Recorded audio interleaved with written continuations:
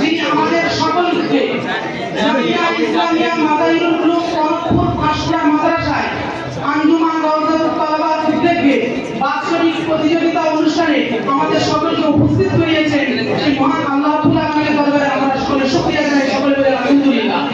তারপর সেই নবীর সাথে দরুদ প্রেরণ করব যে নবীর কথা প্রত্যেক ধর্মশাস্ত্রে এসেছে, কর্মমধ্যে হিন্দু ধর্মশাস্ত্রে এসেছে, মানববর্তিতা দেবতাকে প্রকৃতিতে কৃষ্ণ ভক্তের সদাশাস্ত্র ফিরিতা হতার মিত্র মাতৃ অল্লাহ জ্যেষ্ঠ মুহাম্মদ রাসূলুল্লাহ মিল্লাতি মেলা অর্থাৎ মানববর্তিতা দেবতাকে যেটি প্রথম কর্ম এবং শেষ কর্ম প্রকৃতিতে কৃষ্ণ ভক্তের সদাশাস্ত্র ফিরিতা প্রকৃতি তিনি হলেন দেবাংশ ভক্ষণকারী হতার মিত্র মাতৃ অল্লাহ জ্যেষ্ঠ মুহাম্মদ রাসূলুল্লাহ মিল্লাতি মেলা অর্থাৎ আল্লাহ হলেন সর্বশ্রেষ্ঠ, আল্লাহ হলেন মহান, আর মুহাম্মদ সাল্লাল্লাহু আলাইহি ওয়াসাল্লাম প্রেরিত রাসূল। সেই নবীর সাথে সকলে একবার দরুদ পাঠ করি, সকলে মিলে সাল্লাল্লাহু আলাইহি ওয়াসাল্লাম।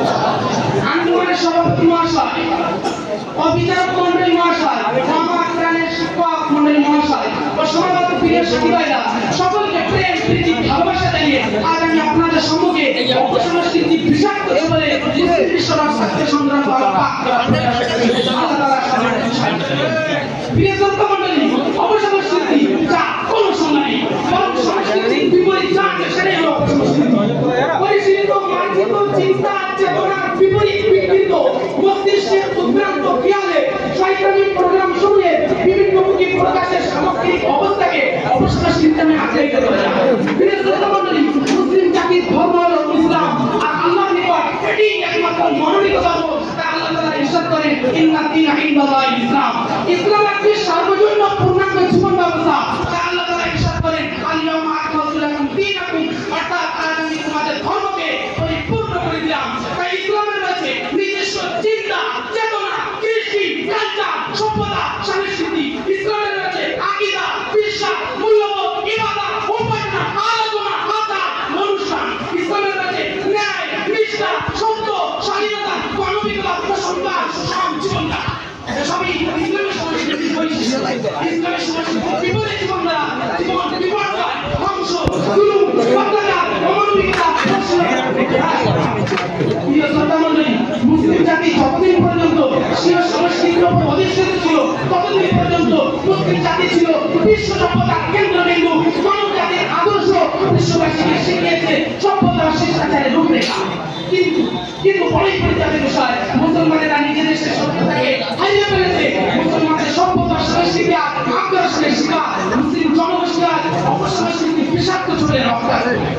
প্রিয় শ্রোতা মণ্ডলী, ইসলামের শত্রুরা তাদের সুদূর প্রসারী ষড়যন্ত্রের নীল নকশা হিসেবে মুসলিম জাতির তাহজিব তামাদ্দুন পরিবর্তনের হিড়িক প্রয়াস চালিয়ে যাচ্ছে। তাদের পরিবর্তনকারী তথাকথিত বুদ্ধিজীবীরা পত্র পত্রিকা বই ম্যাগাজিন এবং মিডিয়া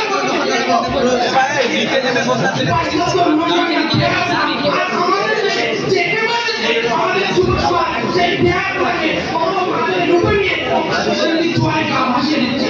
পরিণতিতে তাদের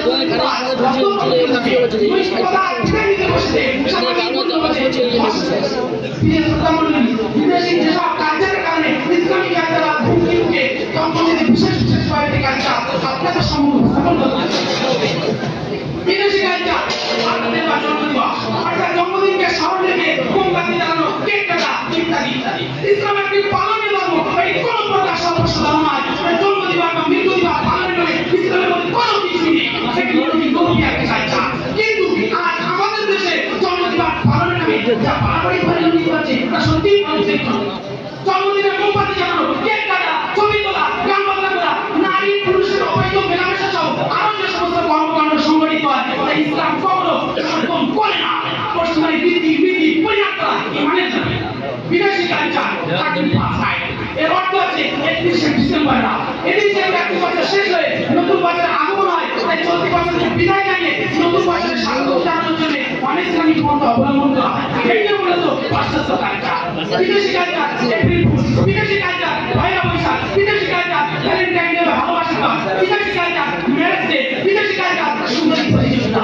প্রিয় শ্রোতা মণ্ডলী, যে মুসলিম সম্প্রদায় বিশ্ববাসীর জন্য ছিল অনুপম আদর্শ, এই বিদেশি কালচার হচ্ছে তাদের অগ্রগতির নমুনা। এসব ছাড়াও বিভিন্ন প্রচার মাধ্যম যথা TV, dish, internet, mobile, computer, Facebook, WhatsApp, Twitter, Instagram, Messenger, TikTok, ये तो फोन মুসলিম সমগ্র বিশ্বে সেখানে হচ্ছে ফিজিক্স আর লিটারেচার এই পথ ধরে ধ্বংস হচ্ছে মুসলিম যুব সমাজ।